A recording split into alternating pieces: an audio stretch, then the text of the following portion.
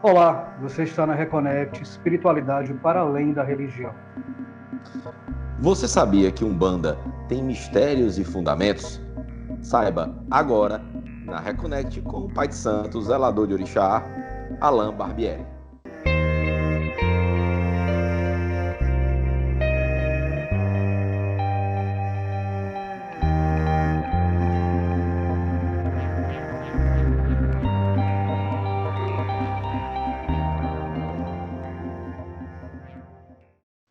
Olá, você está na Reconnect Espiritualidade para além da religião. Aqui nós somos um programa leve e laico, como você sabe, que nós falamos sobre espiritualidade, técnicas de cura, nas mais diferentes vertentes espiritualistas.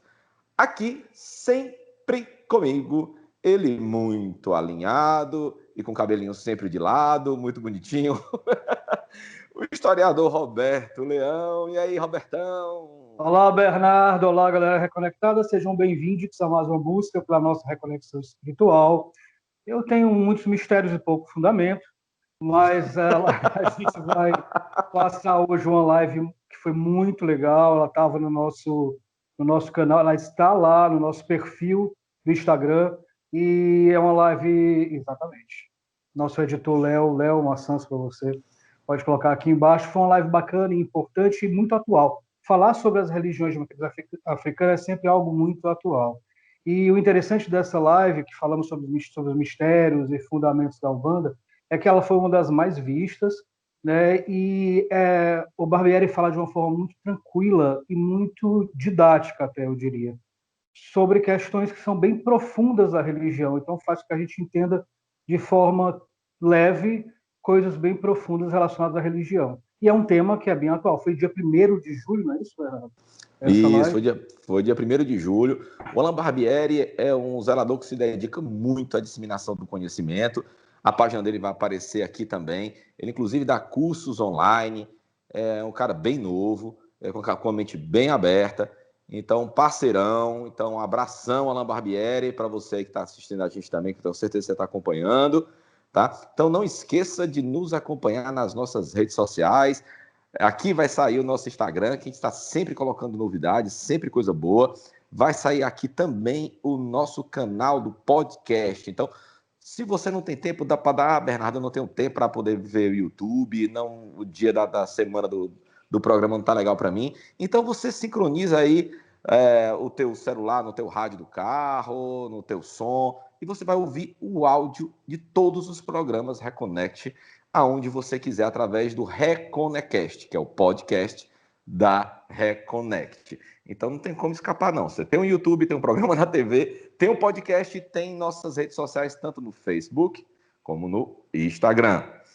Não é não, Robertão? Então, Roberto, antes da gente começar, eu queria chamar a atenção de uma coisa muito interessante que aconteceu. Muito interessante e triste. Né? Mais um caso de intolerância religiosa.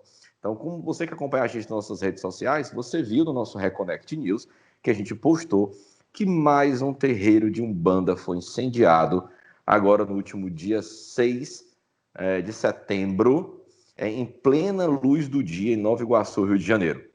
Tá?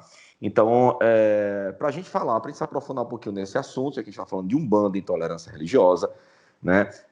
O Robertão foi lá cobrir um evento muito bacana, tá? Que foi realizado aqui em Fortaleza, que foi um culto no terreiro.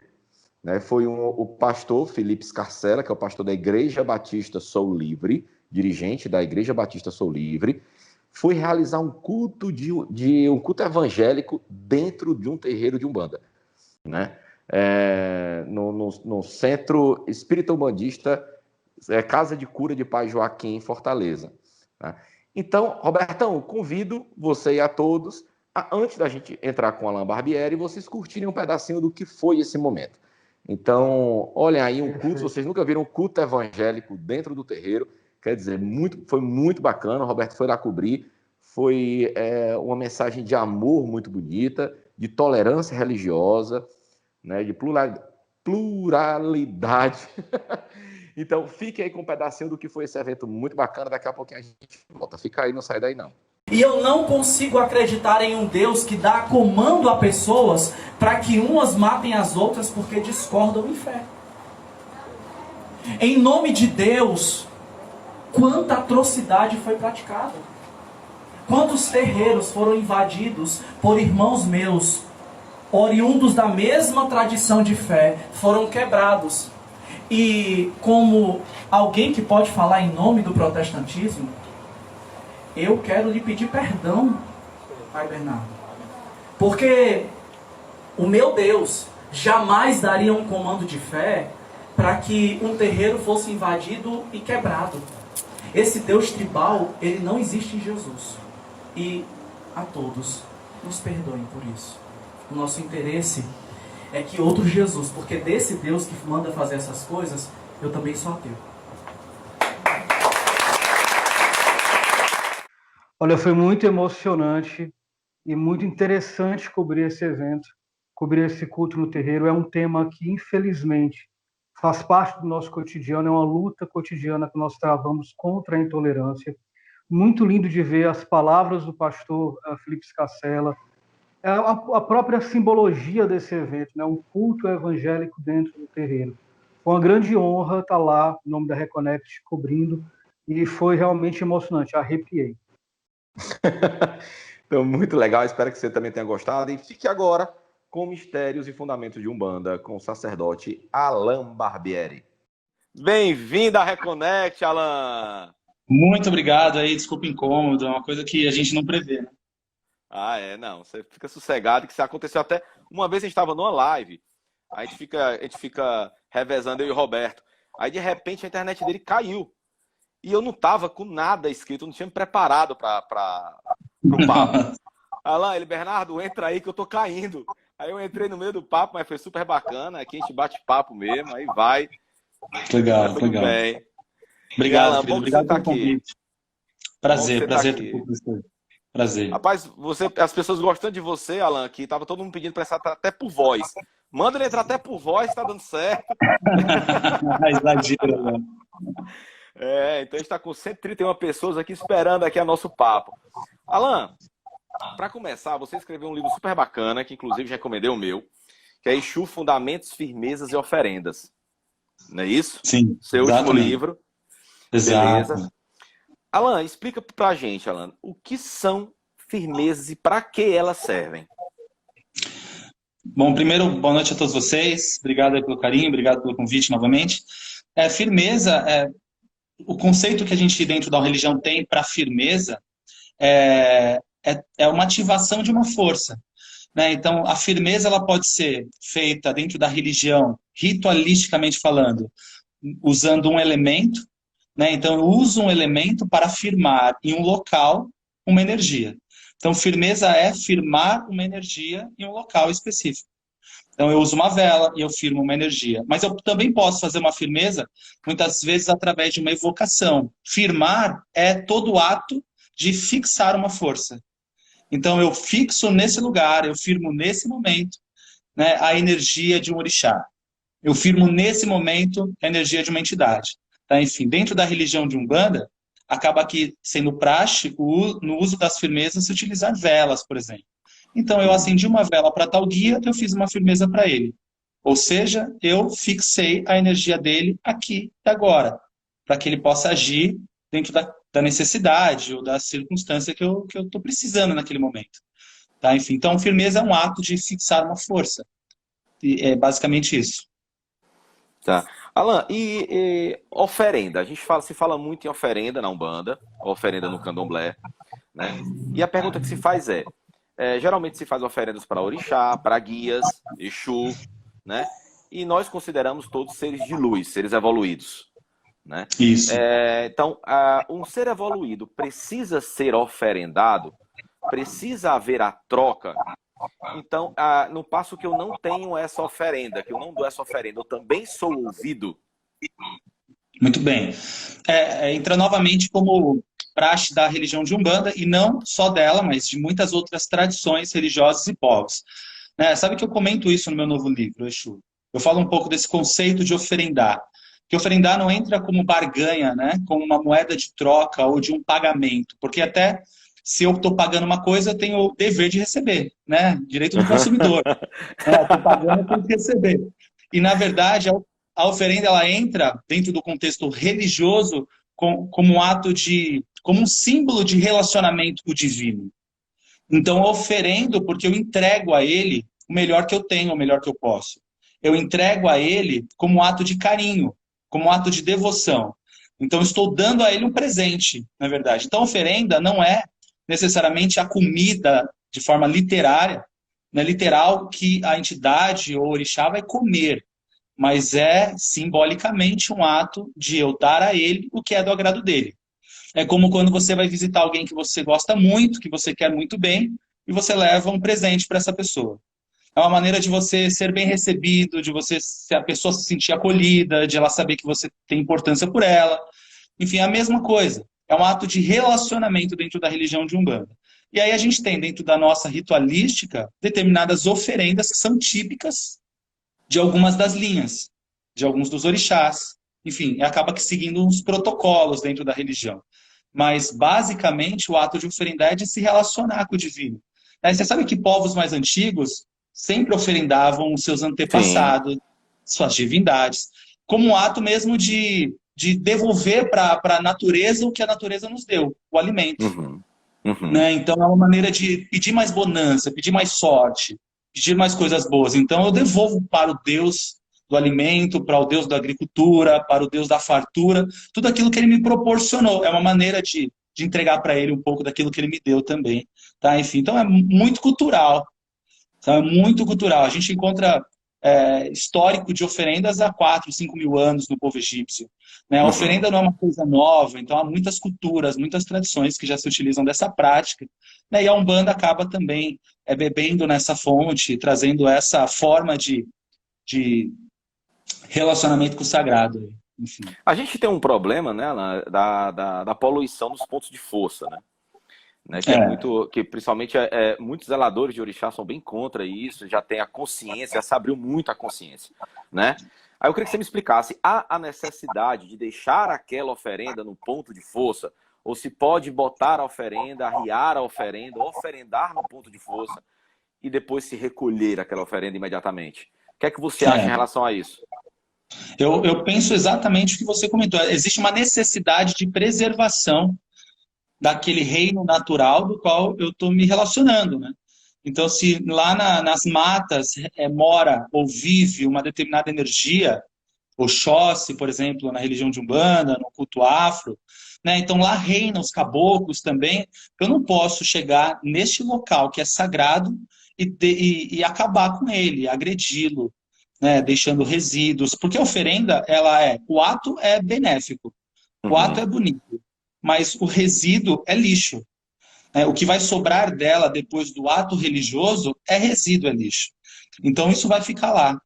Então, claro, hoje a gente tem um pouco dessa conscientização e eu acho que cada vez mais os dirigentes têm tido esse insight de poder falar para os seus filhos, para poder disseminar para a sua comunidade, que esse cuidado com a natureza a gente deve ter. A gente não quer quebrar tradição nenhuma, na verdade, não é o desejo de mudar a prática, mas é melhorar. É melhorar porque senão assim no nosso futuro os nossos netos, bisnetos não vão ter uma mata para cultuar o Oxóssi. Não vou ter a mata para cultuar os caboclos. Então é uma maneira de preservação do axé, porque lá é a fonte desse axé, a fonte dessa energia. É até contraditório, né, Alan? É até um pouco contraditório você a Umbanda ser uma religião culta à natureza e se ofender a natureza dessa forma, né? Que não faz sentido nenhum, né? Não faz sentido. Vamos falar a verdade. A mesma coisa da praia, né? O pessoal vai, às vezes joga um monte entrega os presentes a Iemanjá, mas esses presentes, depois que sai do contexto religioso, ele é resíduo. A garrafa de vidro fica lá 100 anos, a garrafa de champanhe vai ficar 100 anos. Você vai morrer, você vai reencarnar e a garrafa de vidro ainda vai estar lá. Vai estar oferenda. Talvez seja para garantir já a oferenda de 3 já encarnações. Já garantiu, claro. Você faz uma vez por vida, uma vez por vida. Então tem que tomar muito cuidado, né? As velas na natureza, no pé de uma árvore. Então, até qual que é a nossa orientação hoje? Se você opta por fazer uma oferenda num ponto de força, então você se responsabiliza em um dia depois, ir lá e retirar. Você cumprir esse papel de preservação, ir lá e deixar melhor do que você encontrou. Sim. E evitar fazer em lugares que, claro, tem fluxo de pessoas, cada vez mais. Eu acho que você pegar uma encruzilhada, né, a gente falando de Exu, você utilizar de uma encruzilhada urbana, onde tem um fluxo de pessoas absurdo, e você colocar arriar um banquete pro Exu ali, não é ético. Sim. Eu sei que Exu mora ali, mas não é ético, porque, sabe, não é confortável pro meio social. Você está invadindo um espaço que é público e querendo que todo mundo engula a tua fé. E se amanhã alguém reclamar, vai dizer que é preconceito. Entende? Sim. Então, eu acho que assim, nós precisamos ter essa consciência, nós umbandistas. A gente tem que respeitar o espaço que é público. Sim. Eu posso fazer meus cultos, mas preservando esses locais, que são públicos e que são naturais. As oferendas têm um pouco disso, esse cuidado tem que vir junto, faz parte do fundamento, eu diria até.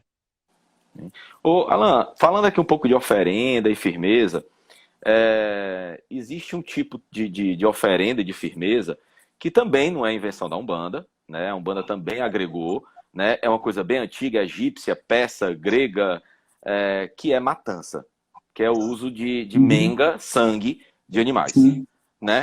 Que algumas umbandas traçadas absorveram isso, né? Dentro dos seus fundamentos. O que é que você acha em relação à matança de animais? A uso de sangue, a uso de menga. Uso de sangue, o de egé, né?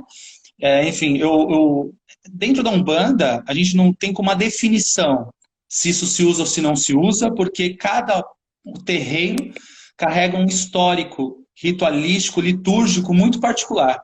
Então você vai ter um terreiro com uma bagagem mais tradicional, até mais africanista, que vai ter o corte. E vai ter a oferenda, o abate animal. E, ok, é parte do fundamento daquela casa. Tá? Não tem nem como a gente dizer se tem o corte é Umbanda, se não tem, não é, enfim, sabe? A gente não tem como definir isso, rotular dessa forma. É como você disse, é uma prática muito comum desde sempre, desde que o homem é homem, tanto para um contexto religioso, tanto para um contexto de sobrevivência. Abater o animal para sobreviver. Né? Enfim, então, o pecado não está necessariamente atrás do abate, o que eu penso. Tá? Eu penso que o problema, às vezes, do abate, se há um problema, é exatamente da deturpação que há atrás do sagrado que tem nesse ritual. Eu creio que, às vezes, há maltrato, eu creio que, muitas vezes, há coisas macabras em torno de um ritual onde se utiliza um animal, acaba denegrindo os barracões, as casas que fazem com seu cunho religioso e que, na maior parte das vezes, ou em grande parte, distribui a carne para a sua comunidade. Sim. Tá? Enfim. Então, assim, eu não sou contra, evidentemente, né? Eu não pratico na minha casa hoje sacrifício animal, mas venho de uma casa de Umbanda Omolocô. A primeira casa que eu fiz parte era uma Umbanda Omolocô e nós tínhamos lá todo o ritual constante para Exu. E vim com essa experiência, com essa vivência desse terreiro, né? Mas na minha casa a gente não faz, mas eu sempre deixo claro isso. O ato do sacrifício animal não tira... porque as pessoas às vezes associam o sacrifício animal a coisas ruins, a energias densas, né? E aí os espíritas vão falar de vampiros espirituais, e aí vão gerar mais complexidade em cima. Enfim, é um dos magnetismos da natureza, o magnetismo animal, que pode vir através do sangue, que pode vir através do chifre, que pode vir através da pele, que pode vir através do dente, que pode vir através de muitas partes desse animal, seja ele vivo ou morto. Tá? Enfim, então é um dos magnetismos da natureza e que o homem se utiliza nas suas diversas ritualísticas, religiões, tradições, né? Enfim, e algumas umbandas tem isso. E na verdade, como a gente falou várias vezes aqui, né, ela não é uma invenção africanista, né? Não é invenção da Umbanda, não é invenção do Candomblé. Isso aí tem tinha no Egito, os hebreus faziam. Até hoje tem eu não vou me recordar o nome, mas os judeus também têm o ato de passar o frango na porta das pessoas, depois sacrificar o bicho. Né? Exatamente. Quem é vegano, quem está dentro desse movimento de defesa dos animais, é muito compreensível que se tenha uma repulsa por esse diálogo. Porque para essas pessoas não faz sentido nenhum. E isso é respeitável total, indiscutível. Sim. Agora, se a pessoa ela compra 1 quilo de frango, 1 quilo de carne para fazer no almoço, e ela reclama da galinha morta no terreiro, ela não tem esse direito. Então, no mínimo, ela tem que pensar. Você entende? Verdade. No mínimo, a pessoa que consome carne tem que pensar em julgar o terreiro que mata o animal para cunho religioso. né? O bom senso ele é fundamental. Não posso apontar se eu faço também, porque não sei se você sabe, mas o Brasil é o mercado agropecuário que mais cresce no mundo. É o segundo Sim, maior do mundo. sim, sim, É o sim. segundo maior do mundo. Então, quer dizer, no Brasil se consome carne quase que mais que em qualquer outro lugar. Quer dizer, então a gente está matando muito bicho aqui. E com certeza esses números não são dos terreiros. É. Tá, E assim, tá o que eu faço com o sangue, se eu boto no molho pardo ou se eu boto na é, quartinha, aí é problema meu. exato, exato, Não é? Né? exato. Alan, fundamentos, né? Fundamentos são regras ou regras básicas de alguma coisa, né? Alguns umbandistas ou candomblecistas mais antigos, né? Dizem que firmezas e oferendas são algo que transcendem fundamentos, que não são regras básicas, né? E alguns dizem que são contra passar um conhecimento, um fundamento, vamos dizer assim, ou algumas firmezas para não iniciados. O que é que você tem a dizer a respeito de algumas críticas dessas, de pessoas mais antigas ou com, de repente, uma mentalidade um pouco diferente? Eu acho, vou te dizer, né? Apesar de eu estar no papel de disseminador dessas informações, parte dessas informações, eu dou razão a muitas coisas desse gênero, a muitas dessas críticas, pelo seguinte: é fato que o que aconteceu no passado, o que era feito no terreiro, né, a profundidade dos fundamentos vivenciados ali, só podem ser vivenciados dentro do terreiro, não dá para ensinar. O que a gente ensina hoje são coisas cotidianas, não são coisas complexas que você só aprende vivendo. O que muita gente que critica às vezes não sabe é que o papel de quem está ensinando não é afastar as pessoas do terreiro, mas é incentivar que você vá viver o terreiro. Quando eu ensino a Perfeito. pessoa a acender uma vela, eu não estou falando não vai no terreiro porque agora você já sabe. Eu estou falando isso daqui é a ponta do iceberg. Vai viver na prática, porque o que você vai ver dentro do terreiro, você só vai ver lá. O nosso discurso de ensino, ele sempre leva a pessoa para a experiência.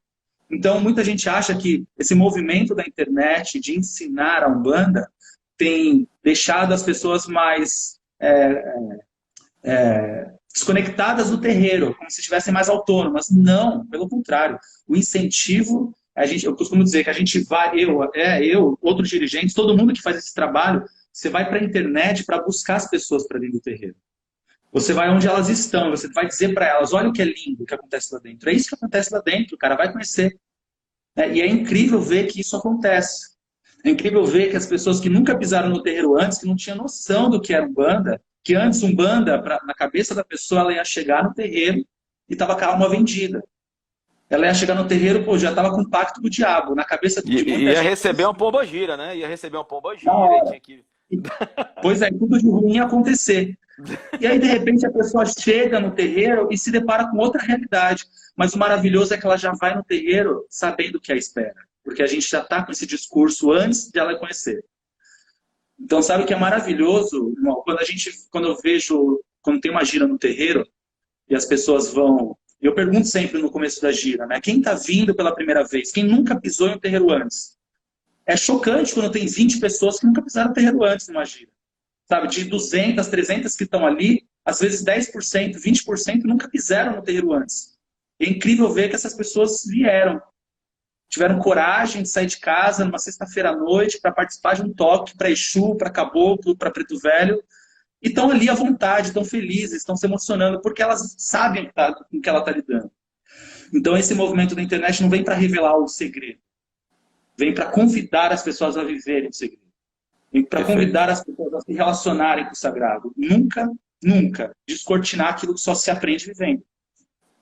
Perfeito, perfeito. É bacana você ver pessoas que chegam travadas no terreiro, aí começa o atabaque a tocar, daqui a pouco tá com o pezinho, assim, ó. Começa com o pezinho, aí daqui a pouco com a mãozinha.